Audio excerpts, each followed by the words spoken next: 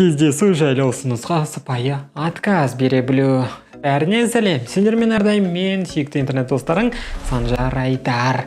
Жалпы сені белгілі бір қыз немесе жігіт кездесуге шақыратын болса, бұл әрине өте тамаша сезім. Сен өте қатты қуанып қаласың. Сен бір адамға өзіңді керекті етіп санап кетесің. Бірақ та кей кездері шынымен отказ беретін уақыттарда болады. Мысал ретінде саған ол қыз ұнамай, немесе ол жігіт сенің көңілінен шықпай, сен оны тек қана бір досың ретінде қабылдағаның өзінде оған отказ беріп, соның өзінде оған бір ешқандай реніш сезімін тудыртпау үшін керек сөздерді табу керек боласың. Мінекей, сол үшін мен осы видеоны түсіруді шешкен болатын. Сонымен дайынсың ба? Бұл Санжар Айдар және менің саған айтарым бар.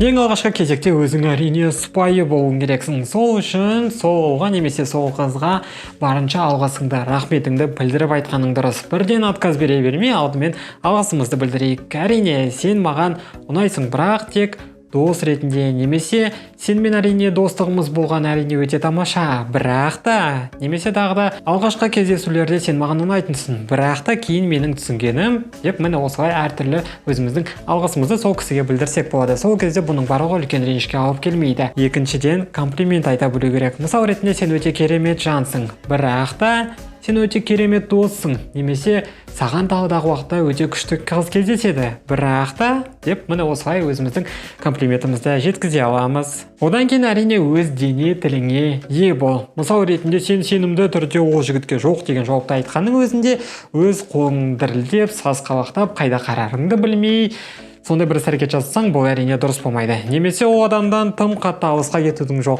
қажеті жоқ, яғни тым жақын келудің де қажеті жоқ. Бұлай қолың тұрып, бір түйген түріңмен, шүйірген мұрныңмен етіп тұрмай қойсаң болады. Барлығы қарапайым, жеңіл болғаны дұрыс. Одан кейін әрине ең соңғы нәрсе бұл өз достарыңа ол қыз немесе ол жігіт жайлы бір жағымсыз түрлі өсектерді айтушы болма. Себебі ол адамның өзінің көңіліне тиіп қалуы мүмкін. Ол сені өзінің бір сүйікті ұнататын адамы ретінде кездесуге шақырғанның өзінде сен ол жайлы сыртынан осындай нәрселер айтатын болсаң, бұл әрине дұрыс болмайды. Екінші істеу керек нәрсе бұл енді отказ беру. Бұл жерде өзің барынша шынайы болуың керексің. Өзің қандай барсың, тура сондай кейпіңді таныта білу керек. Екіншіден, барлық адамға бірдей ұнауға тырыспау керексің, себебі барлығына бірдей ұнауы мүмкін емес болып келеді. Үшіншіден, уақыт созушы болма. Бұл нәрсе мүлдем керек емес. Әйтпесе ол адам өзінің көңіліне қабылдап қалып, саған сенен белгілі бір үміт күткендей болып жатады. Егер сен сол уақытта, дәл сол уақытта шешетін болсаң, онда бірден оған барлығын жайып салған дұрыс болады. Яғни мен кейін мен ойланып көрейін деген нәрсе қажет болып жатса, онда шынымен ойланған абзал. Ал егер бұл нәрсе саған мүлдем қажет емес және сен ол жігітпен нақты қызбен кездесуге барғың келмейді, сен оны нақты 100% білсең де солай айтудың еш керегі жоқ. Яғни барлығын уақытында дәлме-дәл айтып бастаған жөн. Және төртіншіден әрине мейірімді бол. Бұл дегеніміз мысал ретінде ол саған көпшіліктің алдында достарыңның ортасында кездесуге деген ұсыныс айтса, сен сол адамдардың барлығының көзінше оны ұятқа қалдырмай, жай ғана жақсы, екеуміз бөлек сөйлесек қайтеді, жеке оңаша қалса қайтеді деген сөздер арқылы оны жеке шығарып, сол жерде барлық мән-жайды түсіндіруге болады.